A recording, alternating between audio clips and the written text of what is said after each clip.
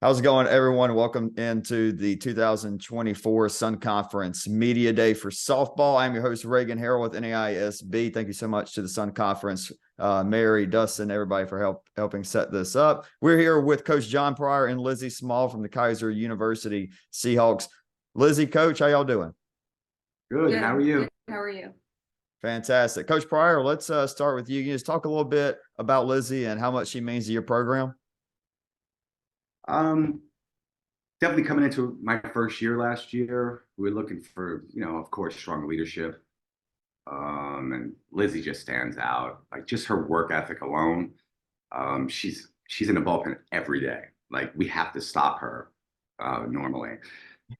So I guess that, leads out to the rest of the team and they see her, but definitely a leader by example. She's learning to be more vocal, right? Yes. Uh, so we're getting her there, but she's almost there. Again, leads by example, just a bulldog, man. Blue collar, work ethic, and you can't ask, you can't teach that. No, that is a great opportunity to help her work a little bit on the speaking and talking a little bit.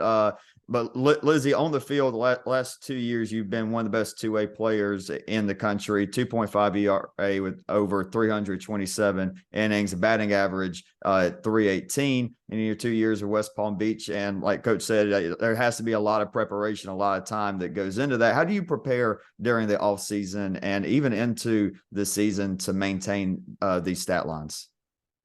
Yeah. So in the off season, that's where that's where we work hard. In the off season, in the summer, I'm lifting 6 to 7 days a week, conditioning, 5 to 6 days a week, and also like fueling your body correctly. Lifting in season is just as important. Probably lifting like 5 days a week, depending on games. Still, same with conditioning. Also getting like treatment for my arm and everything to keep it going. Always having stretching and band work daily to make sure everything's ready to go for every game. Right. Coach, you face a top 25 Freed Hardman to kick off the 2024 campaign and then face a World Series team in Marion. They had a great showing in Columbus last season, all that leading up to Sun Conference play. What are you looking to see from your team in year two in these matchups? All right, definitely trying to see where we stack up against the top teams in the country. I'm definitely not one of those coaches that pads their schedule. Like I want to see where we're at. What are we missing? So, is it better pitching? Are they recruiting better? What are the pieces we need to get to that level where they are, especially a Marion that's there every year. Right. Also, Coastal, Southeastern. We play a lot of top 25 teams this year, but I think we're ready. Absolutely. Lizzie, what are some goals for you personally on the field and also as a leader? Coach was talking about you and having such a feel of the team and being a leader. So what are some of the goals for you there? So personally this year with like pitching wise, I definitely want to, lower my ERA. I want less overall hits against me in the field, less runners left on base, more wins overall. And as a leader, I want to, always keep my team up and positive. I always want to push them to be the best they can possibly be and just have fun at every game. Awesome. Coach, a lot of returning talent from your first year with the Seahawks softball program. Can you talk about some of those returners that the Seahawks faithful should be really excited to have back? I mean, everybody's back from last year. We were very young. We have still our outfield's probably the oldest, right? I would say maybe two seniors, Molly Reed, Alex Perez. Infield's young. We had a very young team. A lot of freshmen and sophomores playing last year, including this one. So a lot of experience.